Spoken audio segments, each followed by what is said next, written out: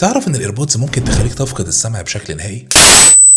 لو بتستخدم ايربودز او ايرفون لفتره طويله فانت معرض انك تطرش حرفيا. النوع دوت من السماعات واللي بيتحط في القناه السمعيه بشكل مباشر، بالتالي الصوت اللي خارج منها بيكون قوي ومركز جدا. لو فاكر ان اي جزء في جسمك بيشتغل بسهوله فاحب اقول لك لا، عمليه السمع مثلا علشان تحصل فبتتم مجموعه من العمليات المعقده، من اول وصول الصوت للطبله بعد تجميعه في الاذن علشان الطبله تتهز وتنقل الموجات ديت لثلاث عظام دقيقه موجوده جوه، واللي بينقلوا الموجات ديت للقوقعه واللي موجوده في الاذن الداخليه. الشعيرات الدقيقه ديت بتتهز وبتحول الحركه لموجات كهربائيه بتتنقل عن طريق الاعصاب علشان توصل للمخ ويبدا يفهم الاصوات اللي انت سمعتها ديت. طيب وبعدين فين المشكله؟ مفيش. وصول الصوت بدرجه قويه جدا ممكن فجاه يدمر الشعيرات ديت وبالتالي ما تسمعش تاني في حياتك، كأن بالظبط عندك جهاز جات له كهرباء عاليه ومفاجاه واتحرق، بعدها ممكن تفقد السمع حرفيا. علشان كده حاول ان مستوى الصوت فيها ما يعلاش عن 60% وحاول تستخدمها قليل، ويفضل انك تستخدم السماعه الخارجيه وبرضه ما تعليش الصوت بتاعها. واخيرا حاول ما توقفش المعلومه عندك وابعتها لكل اللي تعرفهم.